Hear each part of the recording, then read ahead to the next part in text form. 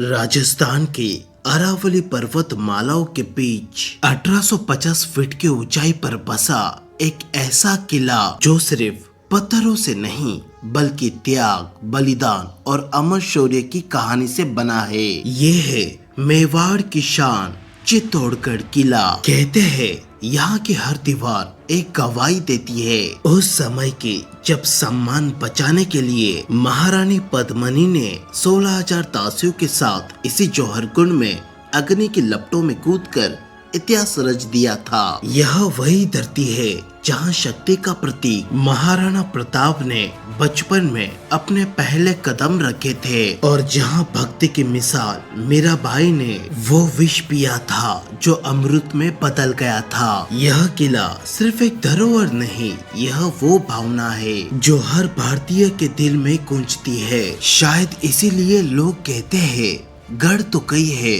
पर गढ़ों में सिर्फ चित्तौड़गढ़। तो चलिए आज हम चलते हैं भारत और एशिया के सबसे विशाल और भव्य किलों में से एक चित्तौड़गढ़ किले के ऐतिहासिक सफर पर, जहां हर पत्थर में एक कहानी छुपी है, क्योंकि ये सिर्फ किला नहीं भारत की शान का प्रतीक है।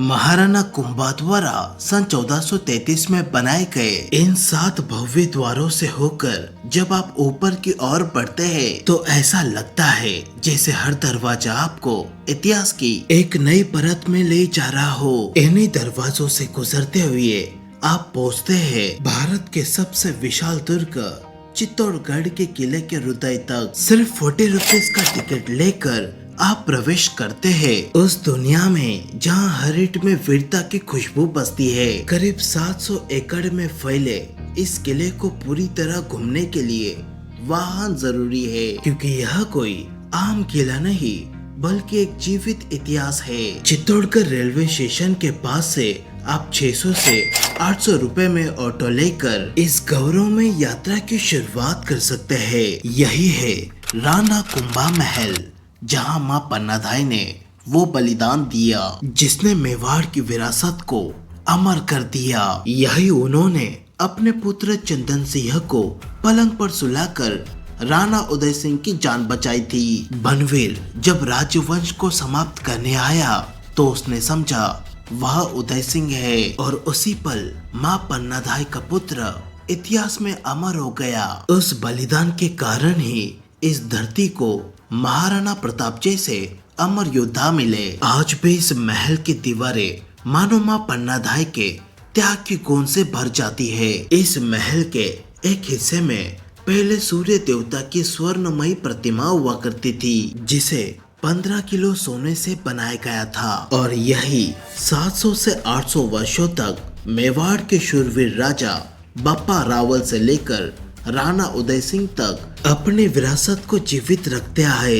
और फिर आता है वो प्रतीक विजय स्तंभ, 90 लाख चांदी के सिक्कों से निर्मित 122 फीट ऊंचा और 9 मंजिल यह स्तंभ राणा कुंभा की उन विजयों की याद दिलाता है जब उन्होंने मालवा के सुल्तान मोहम्मद शाह खिलजी और गुजरात के अहमद शाह दोनों को एक साथ युद्ध में परास्त किया था। 1448 के बाद निर्मित यह स्तंभ आज भी मेवाड़ की अडिग आत्मा का प्रतीक है। अब हम पहुंचते हैं उस स्थान पर जो इतिहास की सबसे दर्द भरी और गौरवमयी कथा कहता है। रानी पद्मिनी का जौहर स्थल कहा जाता है। यहाँ कभी 40 फीट गहरा जौहर कुंड था। जौहर से पहले इस कुंड में घी, तेल और चंदन की लकड़ियां जलाई जाती थी और फिर रानियां इस उत्तरी जौहर द्वार से चलकर आती, सती मंदिर में पूजा करती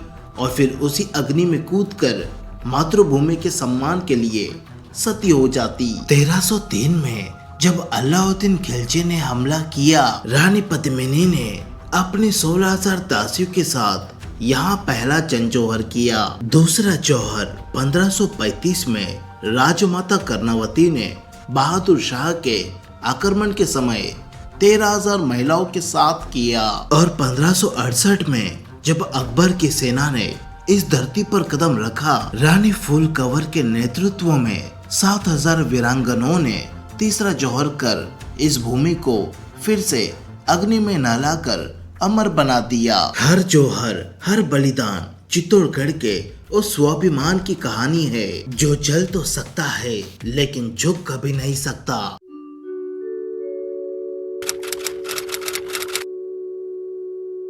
अभी हम पहुंच चुके हैं चित्तौड़गढ़ किले की सबसे रहस्यमय और खूबसूरत जगह पर, गौमुख कुंड। कहा जाता है इस कुंड का जल कभी सूखता नहीं, पूरे 12 महीने यहाँ निर्मल जल बहता रहता है। सामने ही भगवान शिव का प्राचीन मंदिर स्थित है और इसी के पास एक ऐसा रहस्य छिपा है जो सदियों से लोगों को आकर्षित करता आया है। रानी पद्मिनी और उसके बाद की सभा राजघरानों की रानियां कुंभा महल से एक गुप्त सुरंग के जरिए लगभग 1 किलोमीटर दूर स्थित इस गौमुख कुंड तक आया करती थी।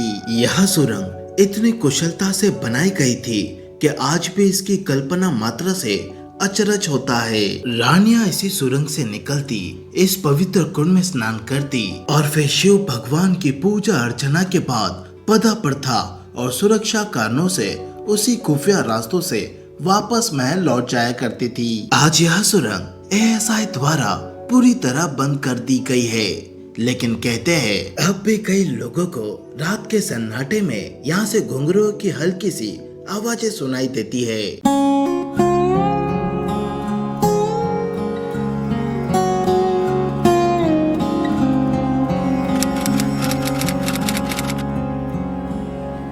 गौमुख कुंड के पास स्थित है इस दुर्ग का सबसे प्राचीन मंदिर, कुंभश्याम मंदिर। यही पासी में विराजमान है संत मीराबाई का मंदिर, वो स्थान जहाँ भक्ति, प्रेम और आस्था एक हो जाता है। मीराबाई यहीं बैठकर अपने गिरधर गोपाल भगवान श्री कृष्ण की भक्ति में लीन हो जाया करती थी। कहते हैं जब उन्हें विष का प्याला दिया गया तो जैसे ही उन्होंने उसे भगवान का प्रसाद मानकर ग्रहण किया तो जहर अमृत में बदल गया और उस क्षण से मीराबाई सिर्फ इतिहास नहीं बल्कि भक्ति की जीवित मिसाल बन गई। कुंभश्याम मंदिर का निर्माण 8वीं शताब्दी में बप्पा रावल ने करवाया था। उस समय गर्भगृह में भगवान विष्णु के वराह अवतार की प्रतिमा स्थापित थी, लेकिन अलाउद्दीन खिलजी के आक्रमण में वह प्रतिमा तोड़ दी गई।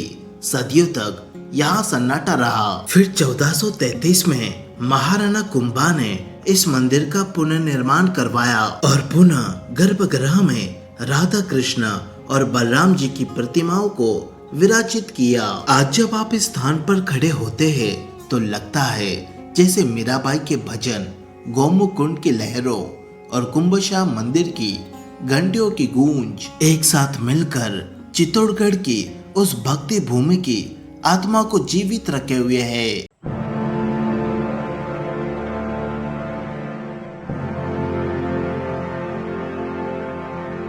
अब हम आ पहुंचे हैं रानी पद्मिनी के उस भव्य और अनुपम महल में जिसे इतिहास में पद्मिनी पैलेस के नाम से जाना जाता है। राणा रतन सिंह की रानी रानी पद्मावती अपने अद्भुत सुंदरता, तेजस्विता और गहन बुद्धिमत्ता के लिए विख्यात थी। इन्हीं के लिए यहाँ पानी के बीच बना समर पैलेस और गर्मियों में रहने के लिए ठंडा विंटर पैलेस तैयार करवाया गया था। कहते हैं जब गर्म हवाएं चित्तौड़गढ़ की पहाड़ी पर चलती तो रानी अपने दासियों और सखियों के संग जल महल में समय बिताया करती थी और यहीं पर इसी स्थान पर अलाउद्दीन को रानी पद्मिनी का दर्शन करवाया गया था। लेकिन खिलजी को रानी का चेहरा सीधे नहीं दिखाया गया। रानी को प्रवेश द्वार पर बिठाया गया और उनका प्रतिबिंब पानी की सतह पर पड़कर यहाँ लगे शीशों में प्रतिबिंबित हुआ। खिलजी ने परछाई देखी, रानी नहीं। यही कहानी यहाँ के गाइड हमें बताते हैं और ये कहानी आज भी इस महल की हवा में धड़कती है। इसी स्थान के पास रानी की दासियों के रहने के सर्वेंट क्वार्टर भी हुआ करते थे। अब चलते हैं सूरज पॉल की ओर। चित्तौड़गढ़ का ऐतिहासिक प्रवेश द्वार। यही से एक दिन राणा रतन सिंह और अलाउद्दीन खिलजी दोनों एक साथ किले के बाहर की ओर उतरे थे। लेकिन जैसे ही 7वें प्रवेश द्वार तक पहुँचे, खिलजी ने विश्वासघात किया। अपने सैनिकों से राणा रतन सिंह को पकड़ लिया और उन्हें बंदी बना लिया। सामने फैला यह विशाल खुला मैदान। यहीं 1303 में 8 महीने लंबी घेराबंदी के बाद वह निर्णायक युद्ध लड़ा गया था। खिलजी इस युद्ध में जीता और इसी सूरज पॉल से किले में घुसकर किले का नाम बदलकर खिरजाबाद रखा और 10 वर्षों तक राज्य किया। इसी दौरान इस किले के कई प्राचीन महलों और मंदिरों को नष्ट कर दिया गया और अब सामने दिखाई देता है यह अद्भुत कीर्ति स्तंभ। 7 मंजिल यह गगनचुंबी स्तंभ 11वीं शताब्दी में बनवाया गया था और जैन धर्म के प्रथम तीर्थकर भगवान आदिनाथ को समर्पित है। इसी कीर्ति स्तंभ से प्रेरित होकर राणा कुंभा ने विजय स्तंभ का निर्माण करवाया था। पास में स्थित दिगंबर जैन मंदिर भी उसी ऐतिहासिक धरोहर का साक्षी है। आगे बढ़ते ही मिलता है राणा रतन सिंह द्वितीय का महल। रत्नेश्वर तालाब के किनारे खड़ा यह शांत और सुंदर महल 16वीं शताब्दी में बनवाया गया था। हालांकि राणा रतन सिंह द्वितीय का शासनकाल छोटा रहा, लेकिन इस महल में वह शाही वैभव आज भी महसूस किया जा सकता है। यही निकट में रत्नेश्वर महादेव मंदिर स्थित है। इसी मंदिर के गर्भगृह में हवा में तैरती हुई सूरज देवता की अद्भुत प्रतिमा प्रतिष्ठापित थी। कहते हैं वह प्रतिमा आज भी इतिहास के रहस्यों से घिरी हुई है। यही है माँ कालिका का मंदिर, इतिहास की उन कहानियों में से एक जिसे समय ने कई बार मिटाने की कोशिश की, पर हर बार यह फिर जीवित हुआ। कभी यह सूर्यवंशी राजवंश का गौरव था। मंदिर का तेज, उसकी भव्यता दूर दूर तक प्रसिद्ध थी। पर जब अलाउद्दीन खिलजी ने चित्तौड़गढ़ पर हमला किया तो इस शक्तिपीठ को पूरी तरह ध्वस्त कर दिया गया। मंदिर खंडर हो गया, लेकिन माँ की शक्ति कभी खंडित नहीं होती। सन 1313 में जब मेवाड़ के महाराणा हमीर सिंह ने इस किले को पुनः अपने अधीन किया तो उन्होंने अष्टमी के पावन दिन माँ कालिका की प्रतिमा को यहाँ पुनः प्रतिष्ठापित किया, क्योंकि वे केवल राजा नहीं माँ कालिका के अनन्य भक्त है। पर याद रखिए यह भूमि उससे भी पहले की गाथाएं संजोए हुए है। 5वीं शताब्दी में चित्रांगन मौर्य ने जिस समय इस खाली पहाड़ी को देखा तो उन्हें यही शिव का अद्भुत स्वरूप स्थापित करने की प्रेरणा मिली और यही से चित्तौड़गढ़ किले का इतिहास आरंभ हुआ। मौर्य साम्राज्य ने यहाँ 225 वर्षों तक शासन किया और उसी के बाद इस धरती पर बप्पा रावल आए। इसलिए इस किले में कदम रखते ही आपको मौर्य काल की परछाई आज भी दीवारों पर सांस लेते दिखाई देगी। और अब हम पहुँचते हैं उस कहानी पर जिसमें मेवाड़ के शौर्य को अमर कर दिया। जयमल और पत्तल की कहानी। जब राणा उदय सिंह चित्तौड़ छोड़कर निकले तो इस किले की जिम्मेदारी इन्हीं 2 अमर योद्धा जयमल और पत्ता को सौंपी गई। वे जिस हवेली में रहा करते थे आज हम उसे जयमल और पत्ता की हवेली के नाम से जानते हैं। 1567 अकबर ने चित्तौड़ पर आक्रमण किया, युद्ध भड़क उठा और 7 से 8 महीने तक यह किला आग और रक्त की लपटों में जलता रहा। युद्ध के दौरान जयमल राठौड़ के पैर में बारूद फटी और वे खड़े होकर लड़ नहीं पाए तो उन्होंने कल्लार राठौड़ के कंधों पर बैठकर युद्ध भूमि में तलवार चलाई। सोचिए, एक योद्धा दूसरे योद्धा के कंधों पर, वो भी मृत्यु के ठीक सामने। यही मेवाड़ की परंपरा है, प्राण जाए पर माटी ना जाए। 1568 में भैरव पॉल के पास जयमल और पत्ता दोनों मातृभूमि के लिए लड़ते लड़ते वीर गति को प्राप्त हुए और आज जिस स्मारक को आप देखते हैं वह केवल पत्थर नहीं बलिदान की सांस है। और अब सामने है 10वीं शताब्दी का यह अद्भुत श्वेतांबर जैन मंदिर। कर्मा शाह नामक जैन भक्त ने इसका निर्माण करवाया था। इस परिसर में कुल 27 जैन मंदिर है। हर एक में एक अलग कहानी, अलग साधना, अलग दर्शन छिपा है। और पास ही में है फतेह प्रकाश म्यूजियम, सिर्फ 10 रुपए का टिकट। और आप राजपूत वंशों के अस्त्र शस्त्र, राजसी वेशभूषा, प्राचीन तोपे, तलवारें और अपने देश के वीरों की अनकही कहानियों को अपनी आंखों के सामने जीवित देख सकते हैं। यह किला सिर्फ पत्थरों का ढेर नहीं है, ये हर उस आत्मा का स्मारक है जिसने हंसकर मौत को गले लगाया, पर अपनी मातृभूमि, अपनी इज्जत, अपना धर्म कभी न छोड़ा। जय मेवाड़, जय राजस्थान, जय हिंद। इस वीडियो को हम यहीं पर एंड करते हैं। अगर मेरी वीडियो आपको अच्छी लगी तो वीडियो को लाइक करना है, चैनल को सब्सक्राइब करना है और मिलते हैं आपको न्यू व्लॉग में।